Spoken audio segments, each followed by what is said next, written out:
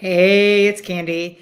Happy Wednesday. I wanted to jump on here once again because currently I am reading one of the best books I've read so far this year and probably one of my top 10. I know I say that a lot, but every time there's a new book that comes out that just really lights me up. I am currently reading Simon Sinek's new book, The Infinite Game.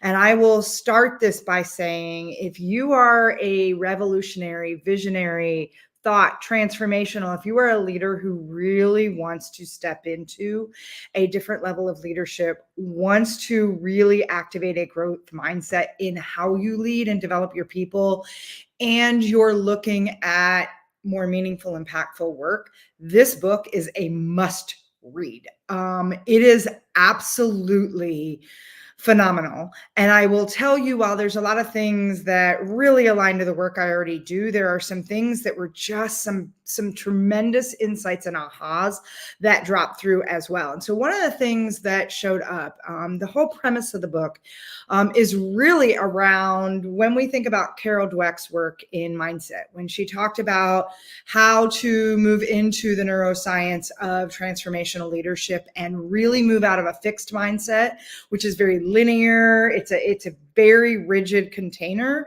And oftentimes it's about what we do. It's about performance, and it's about how much shit we get done. Whereas a growth mindset is about our learning capacity, our character, and our effort. And it's an expansive model that we can step into to really look at everything is coachable, everything is learnable. You don't just have an innate set of skills. It's about the effort, the discipline, the repeat consistent behaviors and habits that allow you to elevate your game. And I always like to use the example of one of my all-time favorite athletes. Many of you know I am a diehard Chicago fan. And my dog was even named Peyton Wrigley, right? After the late, great Walter Payton's sweetness. When you look at his career, Walter Payton was not, he was actually, when the Chicago Bears recruited him originally, he was, the reporters, the commentary, all of the critics were like, he's not big enough. He's not fast enough. He's not all these things. While he had some talent, he wasn't revered as one of the, really top talent guys that were coming out to play the position of running back. However, his work ethic, his effort, his consistency, he will arguably go down, and it's not just because I'm a diehard Chicago fan, he will arguably go down as one of the greatest running backs of the game of all time. He also played all 13 seasons for Chicago and missed only one game. That was his rookie season. He went out for a sprained ankle, was not his choice. Coach kept him out. Otherwise, he played every game over those 13 years. Talk about consistency, right? His training rituals, his practice, he really had a growth mindset around, I may have a set of skills, but it's through the practice, discipline, and way I show up. And so I really love Carol Dweck's book is without a doubt one of my top 5. It is all about shifting fixed mindset into a growth mindset. Enter in Simon Sinek's book, The Infinite Game. This is around shifting a mindset and a culture from playing a finite game, which is all about the bottom line and all about the numbers and all about performance, into an infinite game, which says there are multiple possibilities and potential, and it's all about the people, and it's about the impact, and it's about meaningful work that's driving change, and how do we stay nimble and flexible inside that environment. And so one of the things that Simon talked about was a circle of safety. And I know there's been so much discussion around emotional, psychological, mental, cultural safety in the workplace. And here's the thing. Safety, first of all, is sort of a personal feeling. We can't prescribe a safe environment for people. What we can do is create cultures where people have opportunities to feel safe. And oftentimes this comes from, not oftentimes, every time, this comes from a foundation of trust. And what happens, and I've been my 20 years in corporate, I will tell you, I was in many organizations that played a very finite game. It was all about the bottom line. It was all about the OP, and it was all about the numbers no matter what, to the fact that I worked for organizations that would literally cut out our marketing team at the end of a quarter just to make the numbers look a certain way, only to rehire the marketing team a week later. And so it's all about, that's a very finite game that says it's all about how much output, how much we can perform, and what happens in those environments. And this is, I was walking Ernie this morning listening to the book. And I was actually getting really excited that I'm sure some of my neighbors thought I was crazy, because I was kind of like high-fiving Simon in my mind, because one of the things he talked about was the fact there's a grid. There is trust versus performance in an organization. And so when we look at the fact that too often an organization reveres the high performer who often has really low trust in the team, the organization, and in your culture, and I guarantee you know who that is. All you have to do is go around and ask who's the asshole, or who's the guy that's toxic, or woman, or who's the person that, like, sure, they get the numbers, but my God, they're not playing by the values, the cultural norms, the things that y'all talk about. They're not living and breathing and embodying that message or those values of what you claim to stick a stake in the ground for, right? And so what happens is, I call these the sacred cows. We revere the high performers because they bring more into the bottom line. And I will tell you, through my corporate career, and even in the consulting and the work that I do now over the last 11 years, I have come across more sacred cows than I can count, and more excuses. And so if you don't know what a sacred cow is, it's that toxic entity. Oftentimes it's the elephant standing in the room. It is the thing, that's sinking your boat. It is never the water coming in from outside that sinks the organization. It's the pinhole in the bottom of the boat. And oftentimes that's your, quote, top sales guy, who, when he's bringing in the numbers, he's doing it at the cost of the trust and the fabric of the culture in your organization itself. And so what happens is, I'll give you an example. I did a training a few years ago that, as these leaders engaged and we were really in a deep conversation, I brought in some of Brene Brown's work. In fact, I actually had them watch the Call to Courage before we met for the workshop. So it changed the entire dynamic of the conversation. We got really vulnerable. And at dinner that night, which is where the magic usually happens, I really love, when I do training workshops, to stay and engage with the team when they do the team dinner, or they do whatever outing or engagement they're going to do, because that's where the real culture, the real coaching and magic and integration happens, because now they've had a little bit of time to marinate on things, and it feels a little safer sometimes over a cocktail or over dinner to ask the question they didn't ask during the training itself. So I had a couple leaders that said, Candy, we've got a question for you. And I will offer that when most people have a question to ask, you already know the answer. Oftentimes you're asking the question because you want justification or rationalization, or a reason to keep the excuse, or not to do the thing you need to do. And so hopefully that just made sense. But anyway, so a couple of the leaders said, we are curious. We have somebody on our team who is a top sales guy, but he's a bit racist. He's a bit sexist. He's really a difficult person to work with, but he is our top salesperson. And I said, if that person's not coachable, because it all comes down to if this person's coachable. If this person's not coachable, and this person is really a toxic energy in your organization, it is a sacred cow that is sinking your boat. And that was the conversation we had. I said, because here's what you don't realize. That person who you perceive to be your top performer may be shutting down 6 other people in your organization that not only could perform at that level or better, but can build the fabric of what you're trying to create in your culture and create high trust. And so what happens is that sacred cow is actually sinking your boat, because some of your top talent and best opportunities are going to walk out the door.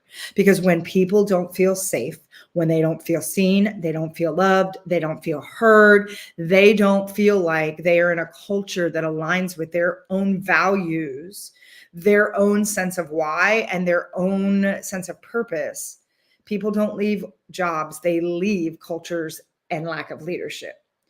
or misalignment in that leadership and core values. And so you are hanging on to one toxic piece of energy in your organization rather than really investing in how you want to build a culture that matches the values that you keep proclaiming.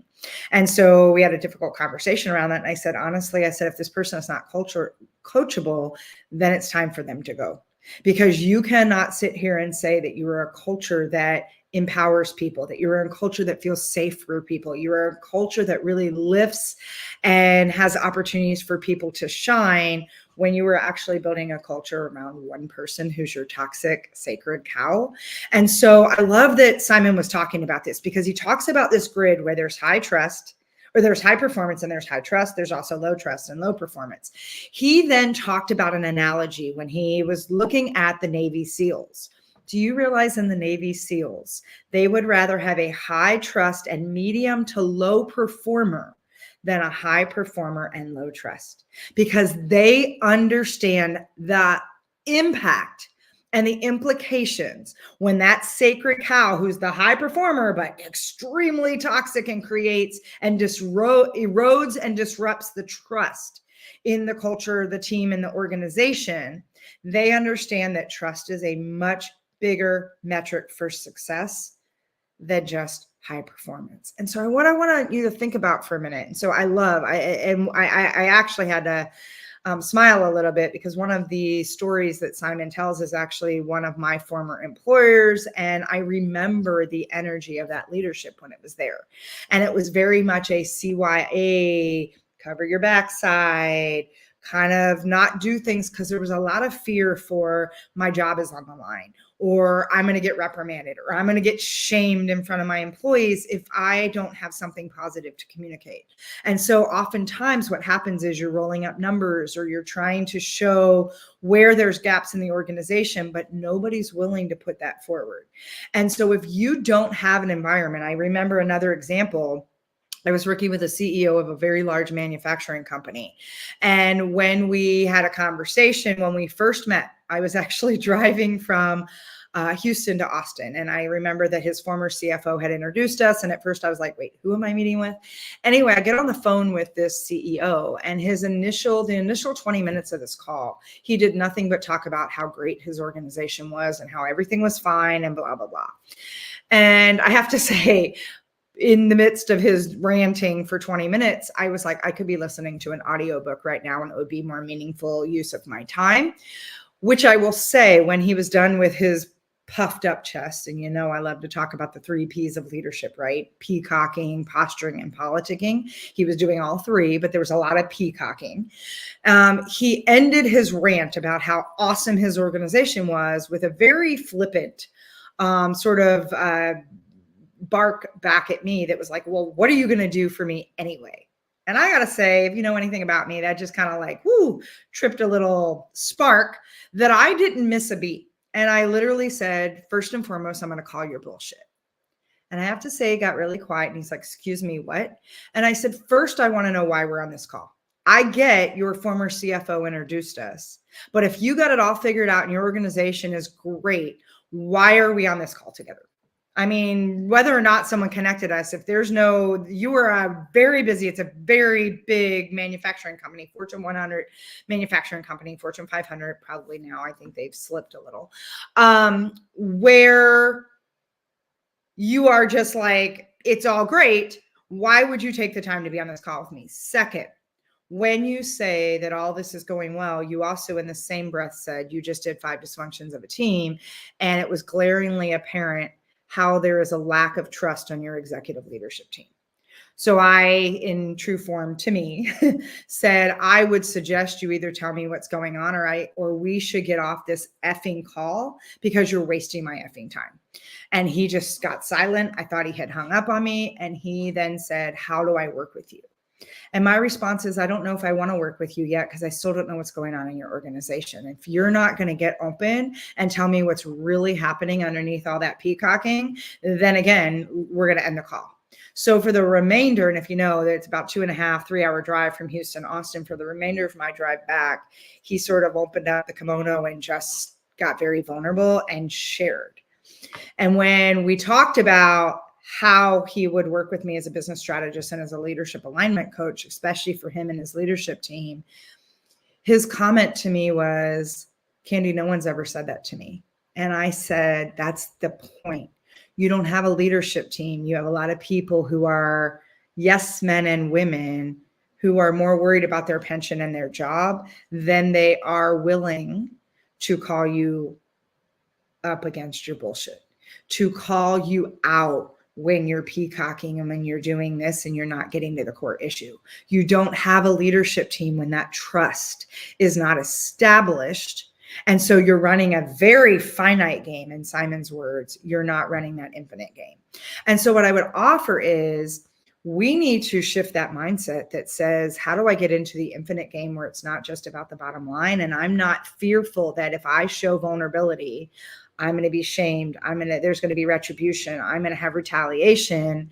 That we can create safe spaces, or as Simon talks about, this circle of safety that requires you as a leader stepping forward first, and then allowing space for your team to lean in as well. And so this is also the space where I've heard too many leaders talk about, well, my team needs to show me I can trust them before I give them trust. I'm going to tell you that is inside out, and that is extremely finite and fixed in your mindset if that's what you believe, because you need to extend and offer trust first in order for you to gain the trust of your team and your organization. And so inside of that, shifting away from that finite mindset into a infinite game mindset instead. And one of those critical pieces, I truly believe, is understanding the innate wiring and energetic blueprint of each person on your team and in your organization. And so when I say that, one of the things that Simon talks about, as he gives the example of a police force that really embraced a different culture that was not just about the numbers and the bottom lines and how many tickets they were giving and arrests they were making. It was more about the impact they were creating in their community. The chief of police talked about how it was a one-to-one model. If you recall, last week I talked about how we have it all wrong, this cookie cutter approach. We either live in a world where we say, oh, I don't have time to develop my people, or we create a one size fits all cookie cutter approach. Neither works.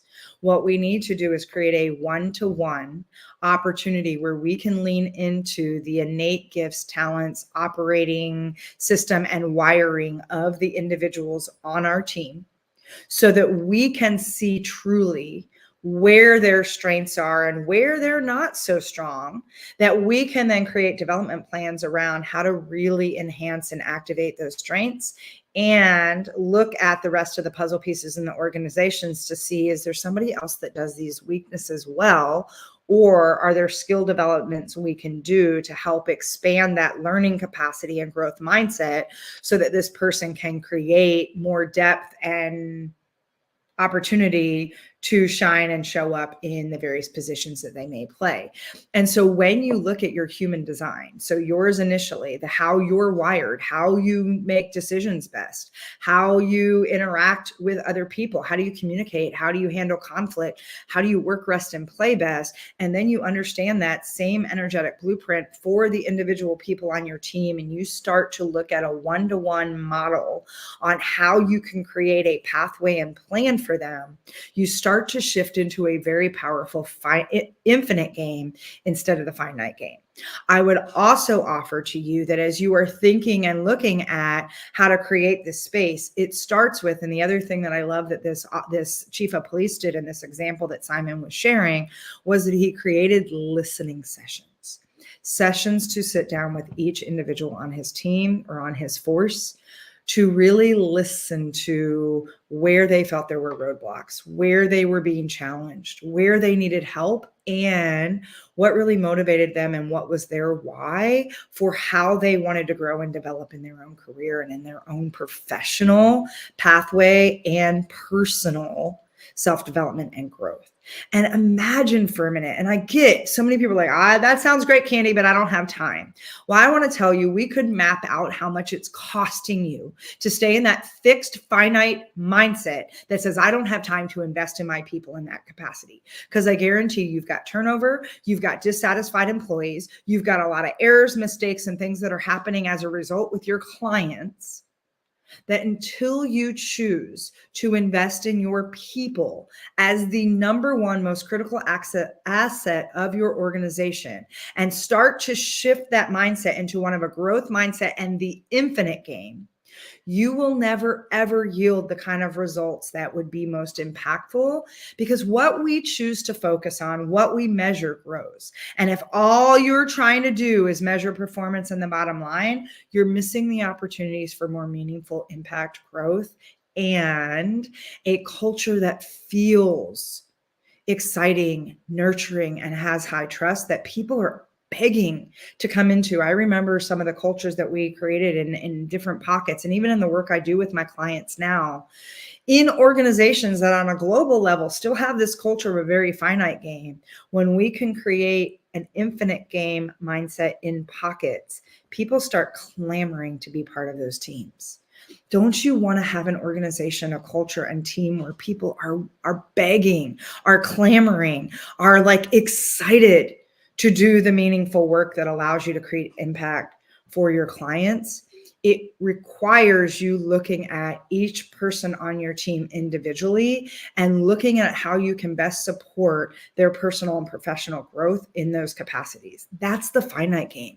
And the finite game, or the infinite game. The infinite game is always moving, it's dynamic, it's flexible, and it opens up the pathway for more possibilities and for you to extract deeper potential of the people who are the stewards carrying your work forward. So I really suggest and invite you to read Simon Sinek's book, The Infinite Game. It's eye-opening.